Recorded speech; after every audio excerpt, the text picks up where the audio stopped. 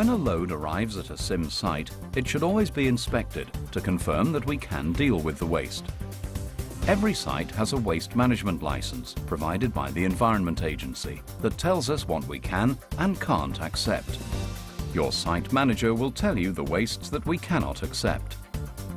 A driver may hand over paperwork stating what the load contains.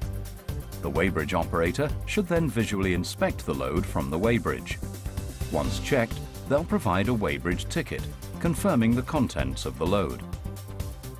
Some loads may contain waste that the site isn't licensed to accept. For example, this load contains a gas bottle. Other non-conforming wastes to look out for include paint tins with paint still in them, fridges, wood, bricks and concrete, TVs, computer monitors, and heavily contaminated or leaking loads. Some sites may also have a policy of not accepting tyres on end-of-life vehicles, or ELVs.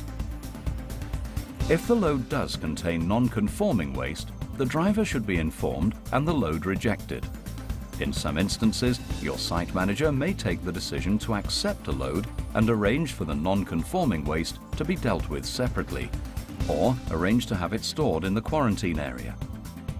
The weighbridge should inform relevant site operatives of any non-conforming loads to look out for when waste is being tipped, so that arrangements can be made for transfer to the appropriate storage area on site.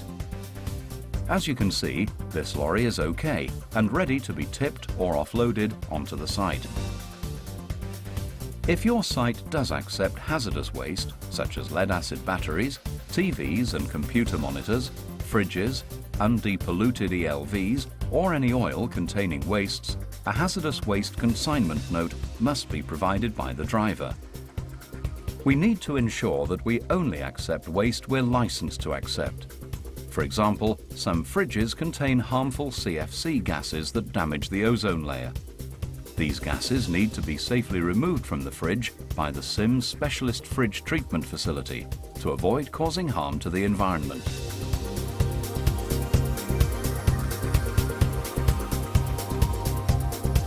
Let's review this section. Make sure you know what waste types can and can't be accepted at the site. Understand that waste received must be visually inspected to prevent any non-conforming waste entering the site.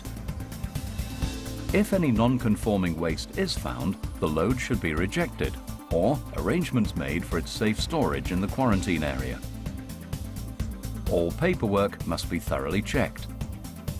Don't forget, the same care and attention is required when loading scrap and other wastes for removal from the site.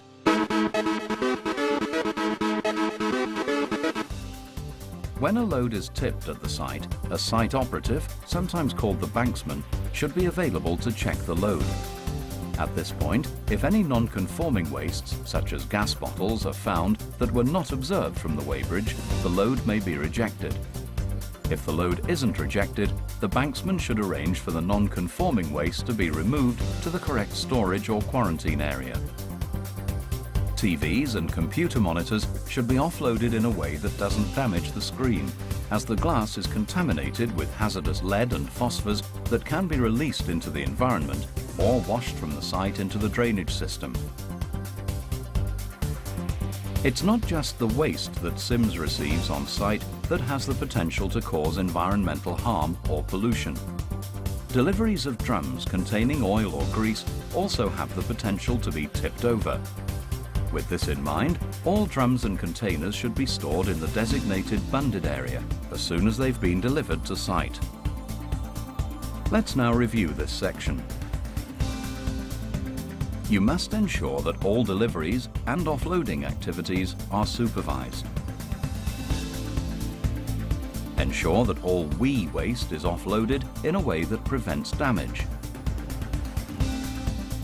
And finally, check that deliveries of any oil drums and containers are stored in the bunded areas immediately.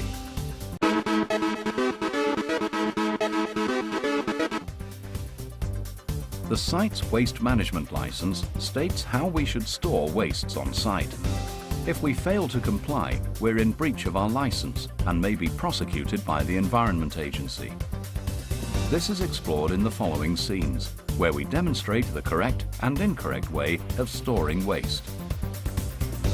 Every site has a site layout plan detailing where all wastes are stored on site, and you should familiarize yourselves with this plan. Some wastes may also require additional consideration. Any loose tires should be moved to the correct tire storage location. All lead-acid batteries should be stored in designated battery boxes, which should have the lids on at all times. These storage boxes should be periodically checked to ensure that they're not damaged.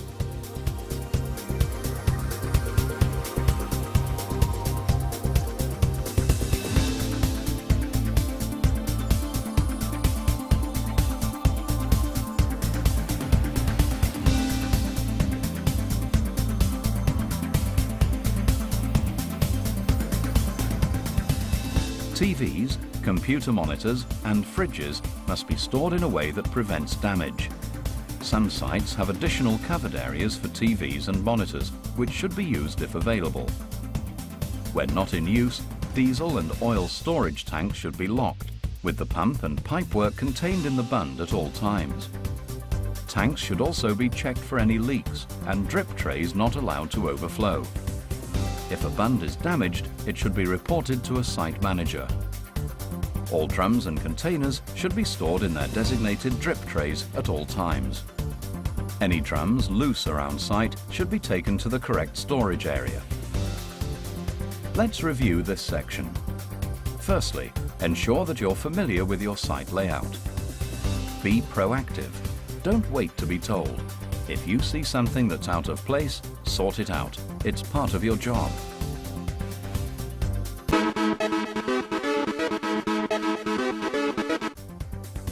There are many activities that we carry out on site that have the potential to cause a leak or spillage of polluting liquid.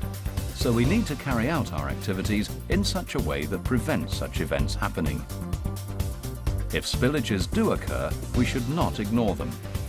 Even small leaks or spills that may seem insignificant need attention, as the longer they're left, the greater the problem becomes.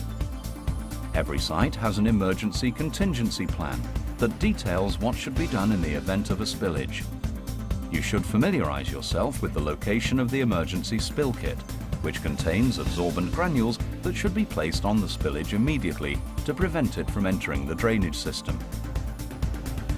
Once the granules have soaked up the spillage, you should return to the area, sweep up the used granules and place them in the designated container. If the drum is full, you should inform the site manager to arrange for the disposal of the granules from site. Every site has an oil interceptor that's designed to retain any oil that's been accidentally spilt. However, interceptors will not work in the event of a major spillage and should be switched off to avoid such a spillage washing through the interceptor and into the external drainage system. Interceptors should therefore be accessible at all times. Access is also important to allow cleaning of the interceptors every 6 months. In order to protect our surrounding environment, we must carry out our operations carefully to minimize the risk of pollution, taking particular care to avoid leaks and spillages. A spillage will inevitably work its way into the main drainage system. However, just because it's out of sight, it should not become out of mind. Just because a spillage has entered the drain doesn't mean that it's no longer our problem. But where do the drains go? Some drains, known as foul drains, will go straight to the sewer works. We need to ensure that we're not feeding them heavily contaminated water.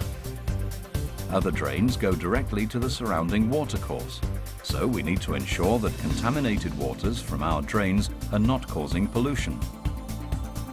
Many of our sites have interceptors that filter the water as it makes its journey to external drainage. However, these are only designed for small quantities and won't work if a large volume of oil enters the drain. In summary, when spillages occur, we can't rely on the interceptor to solve the problem. Remember, oil is a particularly harmful pollutant, and a relatively small amount of oil can cause a large problem. Indeed, 5 litres of oil can cover an area of water the size of 2 football pitches. pollution of the surrounding watercourse can lead to prosecution by the Environment Agency and a hefty fine. Let's review this section.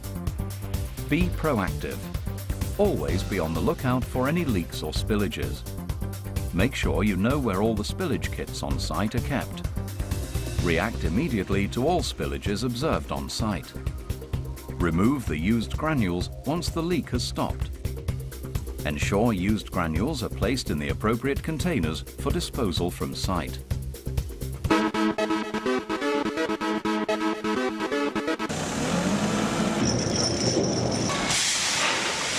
Noise, dust, litter, mud, debris, odours and pests can all have an impact on the surrounding environment. If we don't carry out operations in a considerate way, the public suffer. Good housekeeping is an issue often overlooked by people, but it's actually one of the most important.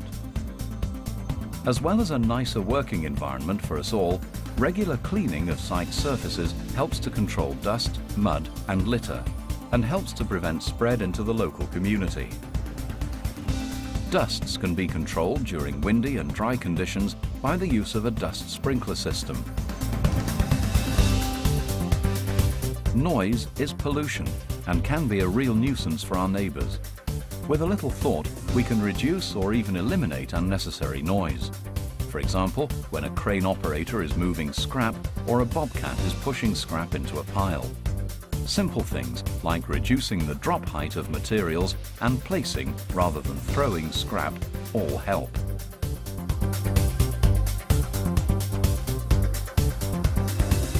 In summary, we need to recognise that our actions can cause excessive noise and have a negative impact upon our colleagues, local residents and wildlife. If you think there are any issues, that any of our operations are having a detrimental effect on the environment, please let your site environmental representative know about it. Without the help of the local population helping us to recycle, we wouldn't be in business. So the onus is on us to operate in a manner that isn't detrimental to the community's quality of life.